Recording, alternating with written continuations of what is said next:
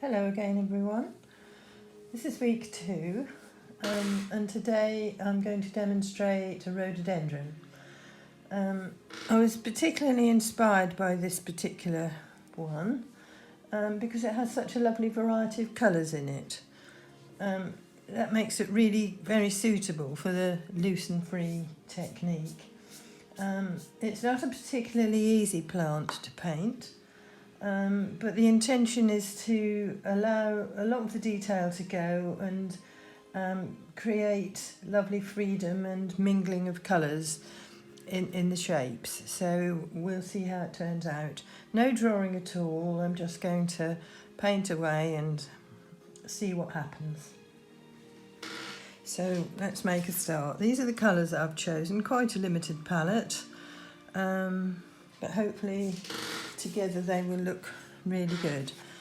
I need to apologise for the music being so loud last week. I hadn't realised that it was so loud.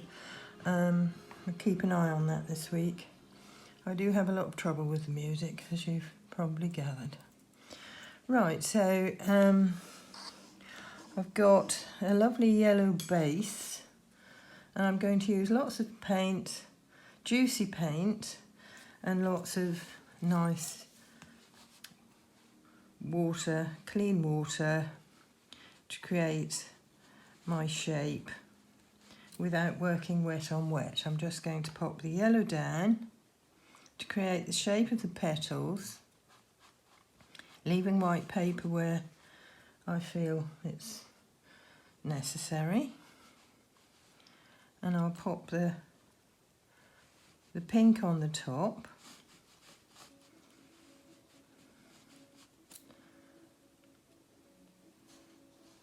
And let it blend. This is a tricky flower because it's got lots and lots of petals sitting one on top of another. So it isn't going to be particularly easy, but I hope I'll capture the essence of the plant. There's an ant crawling all over it.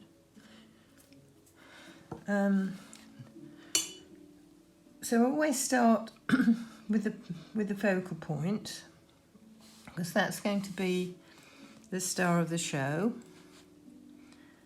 and so that needs quite a lot of attention, a bit more than you might give the composition everywhere else.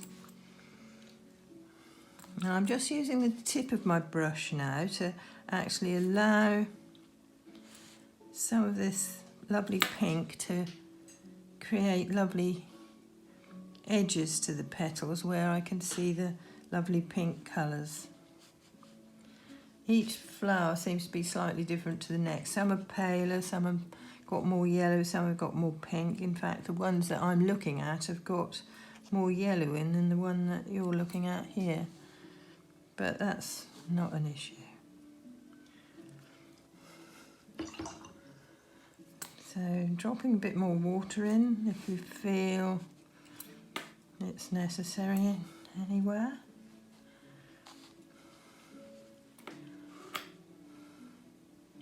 If you want to create more of an edge, not a line exactly, because I'm not drawing lines around everything.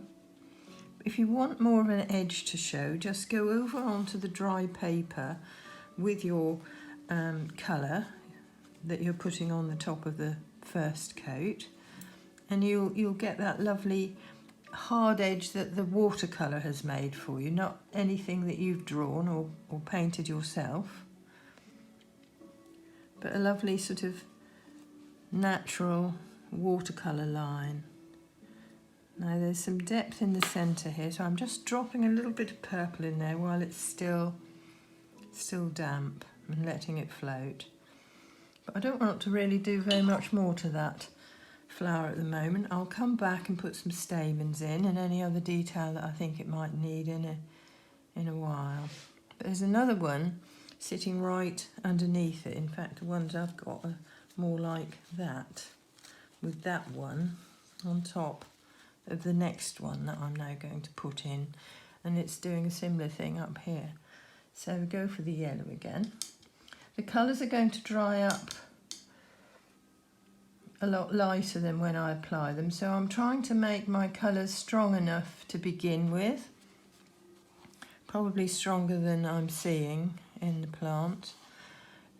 A, I want it to show up well, and B, I don't want to have to keep touching it. I don't really want to have to go back and touch again.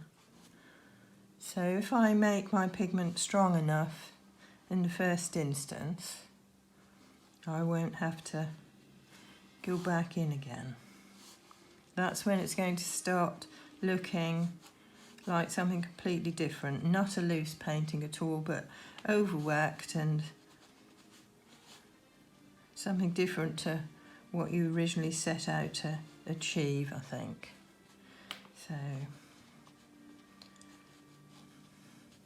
So that little flower is squashed up a little bit because there's leaf underneath it, but that's the sort of shape, that the appearance that I can see. So I'm only going to do a section of it. I can't hope to, in this time, do the whole plant, but I think you'll get the idea of the loose and free technique without drawing.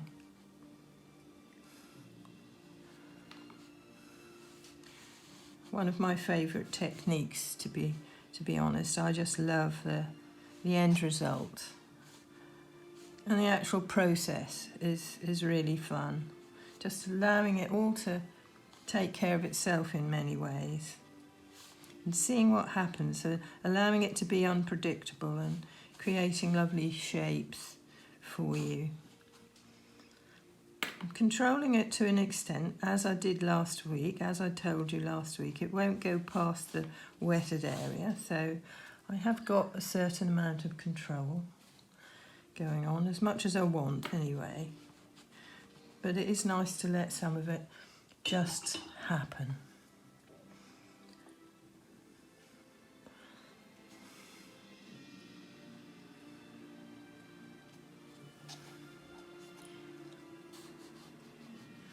A little bit of this purple here and there would make nice shadowy colours into the yellow as well. So if you want to put some shadows on a yellow, it's always a nice idea to try the purple. It makes a very natural looking shadow.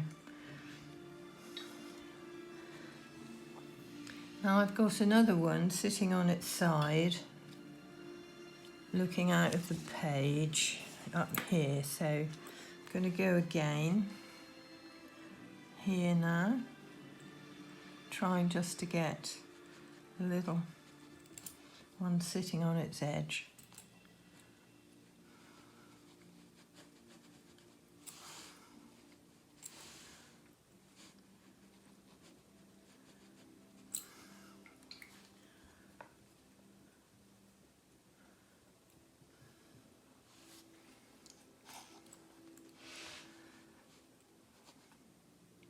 If you don't want to work quite as wet as I am at the moment, then be patient and allow your little washers to dry a bit before going in. A, I don't have that time and I don't want to keep switching on and off. And B, I actually quite like using a lot of water, but if you're not so keen on that, then make sure that you just have the patience to sit and wait for it to dry and soak into the paper a little bit more, when in fact you will have more control over the whole thing if you do. But if it dries too much, it's not going to work, so you've got to catch it right.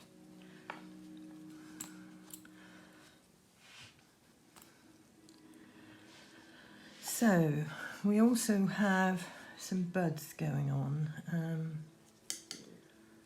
So I've got some carmine here. These are the buds, and they're a deeper colour.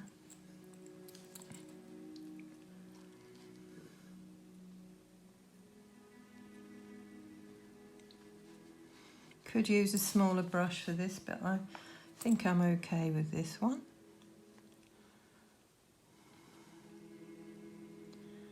just indicating the shape, trying to get a little bit of light and dark there, but you can always lift out some light if you feel you need to get a better shape. And then there's a partially opened flower here, so let's try for that.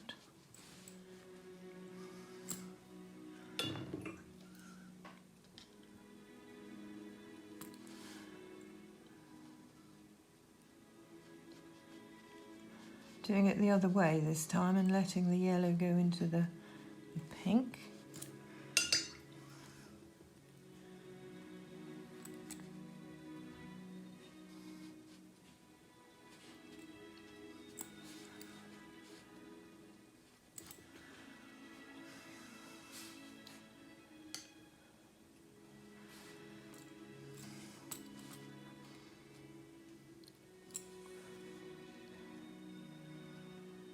So letting the brush do the work, bearing down to get that lovely sort of bud shape.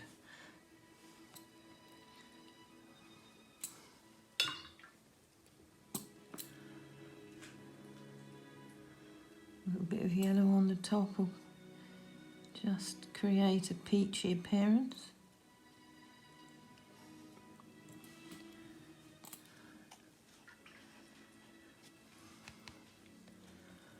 So what I could do now, put a little bit of stalk or something in.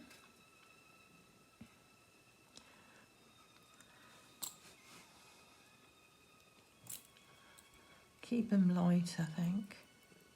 That was a bit bright.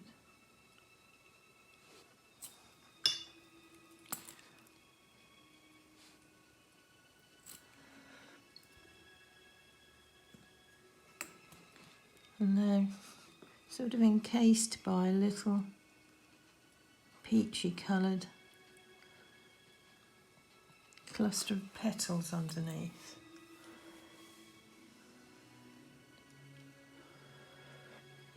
Don't see much going on here.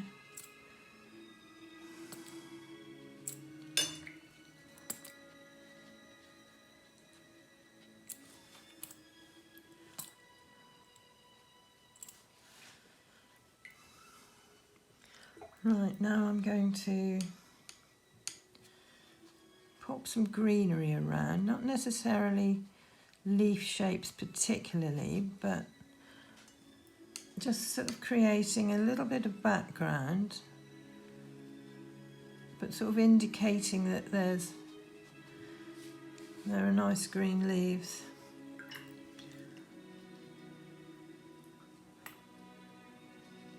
They're surrounded by lovely little green leaves. Now I don't want to get too heavy with the leaves, so I'm actually letting some of this float in and around, and these colours just to mingle somewhat, just to indicate the fact that there's some leaf going on.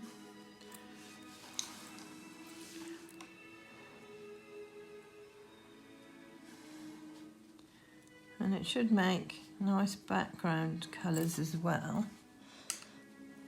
If this is still a little bit wet, and allowing it to float into the background, making some lovely blends. Now this is going to stop it from looking too detailed, too boring.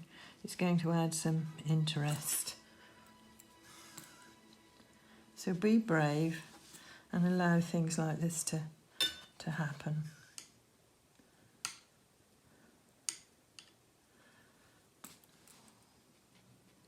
Got my focal point there, so it doesn't matter about letting some of this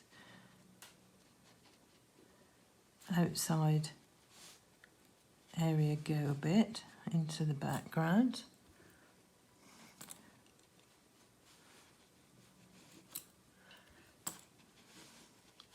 And that's the sort of technique that I want you to try and work on this week.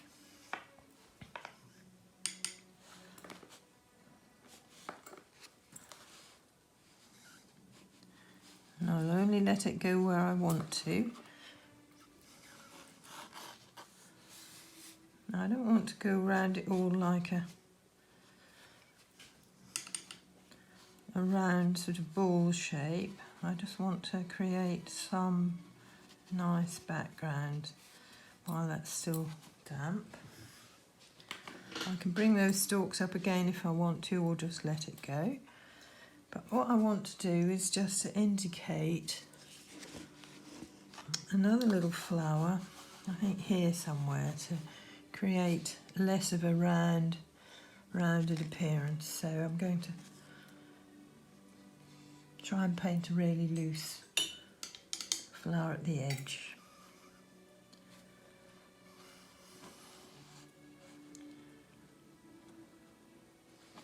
Here. Looking away out of the page.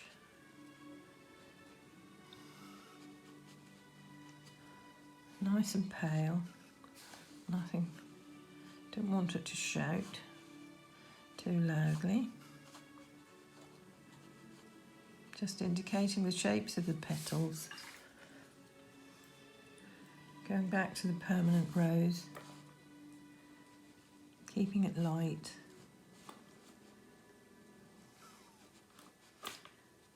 Making a nice shape with my brush.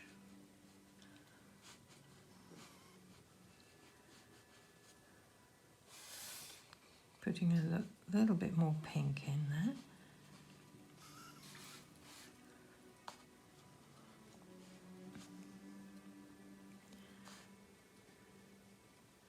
Quite a little shadow in there.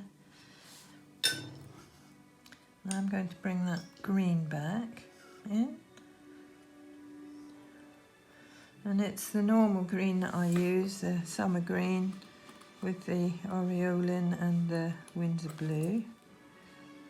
But I'll touch this one here and there and allow that to become part of the background.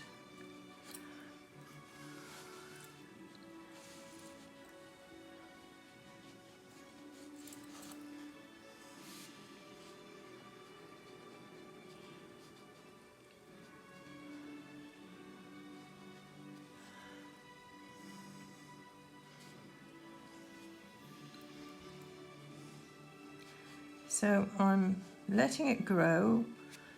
I didn't have very much of a plan, but I had a vague idea of what I wanted to achieve. So you don't always have to know exactly what you're going to do. As long as you start off with a good focal point, you can always work from that and allow some of these loose little paintings to dictate themselves.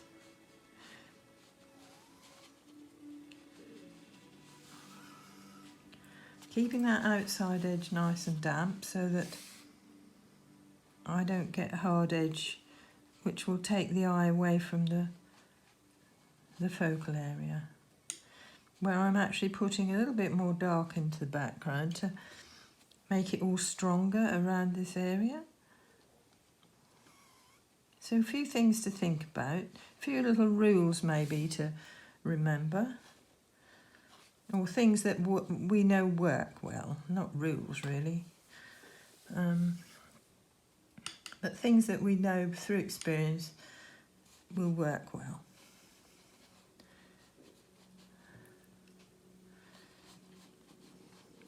So over the top of this background, when it's dry, you could always put some more distinct leaf shapes, but I don't think I'm particularly going to do that right now. So I want to work on those middles a little bit.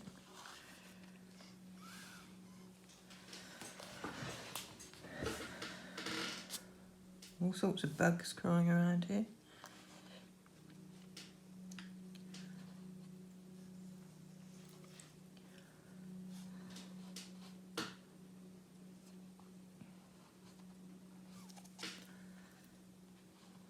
I just thought I'd let a little bit more pink float into this background.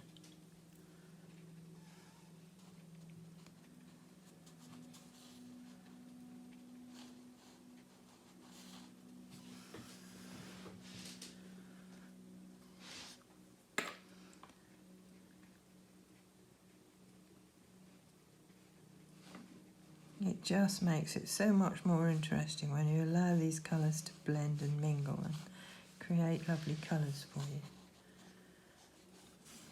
But I don't want to overdo it because, again, I don't want to take away from that area.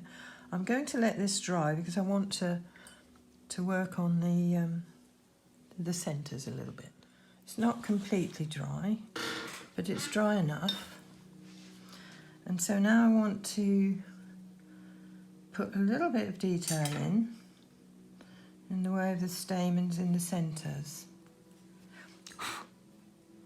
What's happened there? Splashing around in my brush a bit. There we go. Right. So the actual stamens are a very sort of pale lemony yellow, which isn't really going to show up terribly well. So I'm using the sort of shadow colour.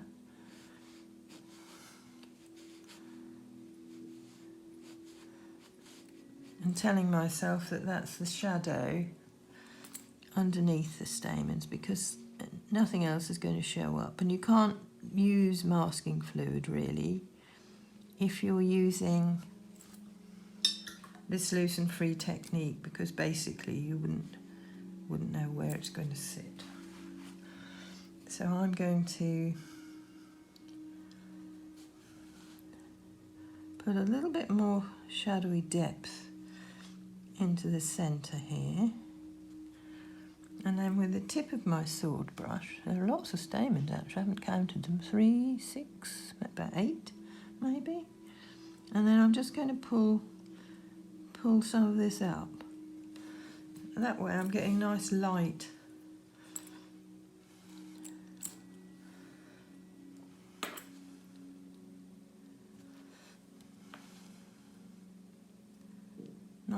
stamens, which could be the shadowed side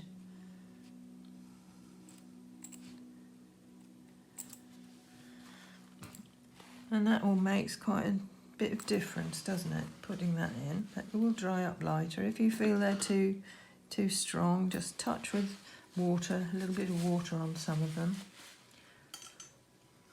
but they'll dry up lighter. Now this one with more that sort of shape.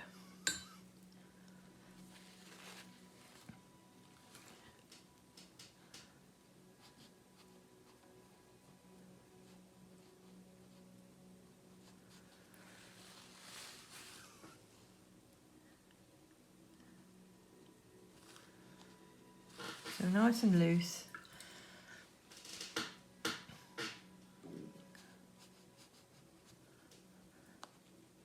Not much going on with that one, that's just a very faint little flower in the background. I don't want to make too much of that.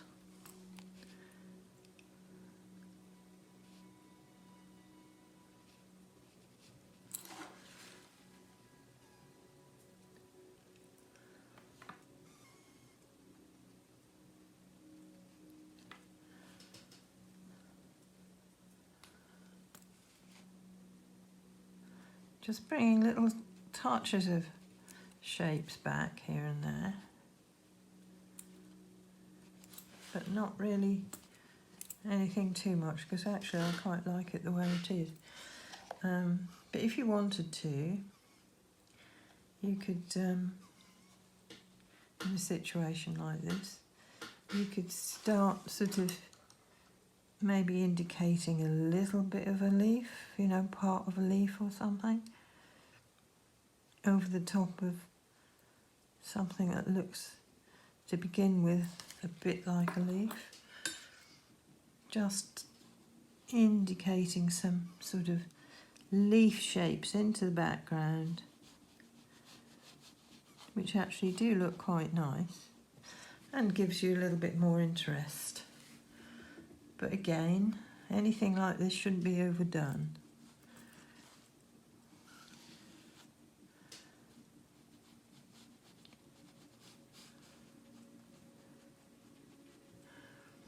And if you don't like it, you can always quickly just wash something like that away.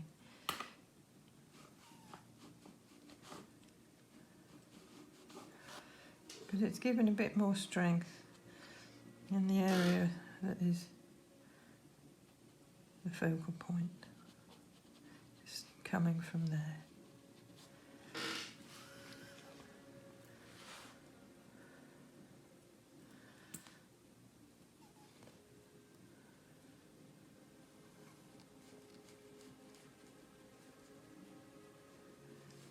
This brush is quite good. I think I just got bitten by an ant or something. This brush is quite good for creating various shapes into the background, but I'm not really going to do very much more. I think I've done what I wanted to do.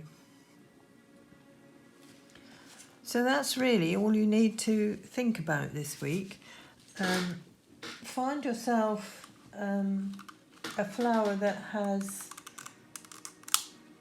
larger petals to begin with. We'll probably go into doing something with smaller petals a bit later, but right now I think we'll start with something that's got stronger, well, not stronger petals, but larger petals, something that you can then float your colours in. If it's too small an area, that isn't going to work too well.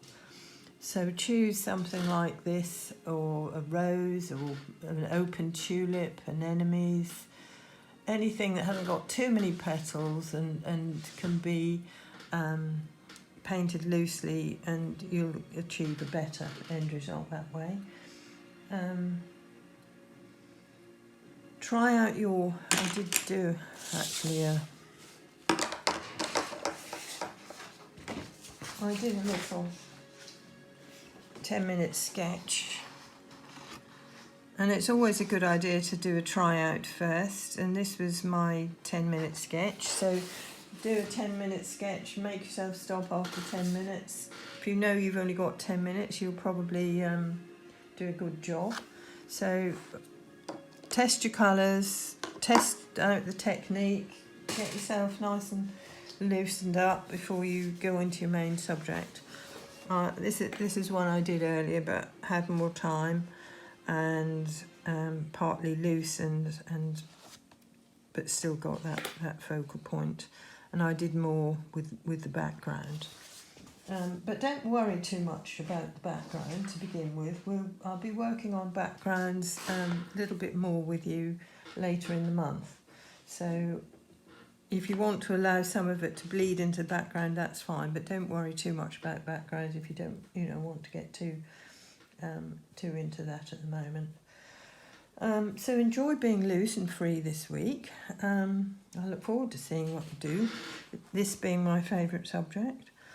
And sometimes a smaller picture like this is going to be more successful than trying something that's, too large and too spread around, because it can end up looking a little bit weak if you're not careful. So start off with something maybe a bit smaller if you haven't had the experience of this before, and you can always twist a little amount to make it sit right in there. But the further you go sometimes, the weaker your picture can get, so just beware of that. And next week, I don't know, I shall be doing a similar thing again, but maybe getting more into the background.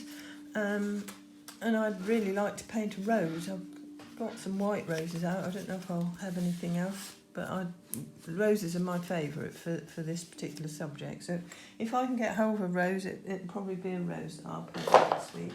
But we'll see. I'll be using this technique anyway. Have a good week, everyone. Take care. Bye-bye.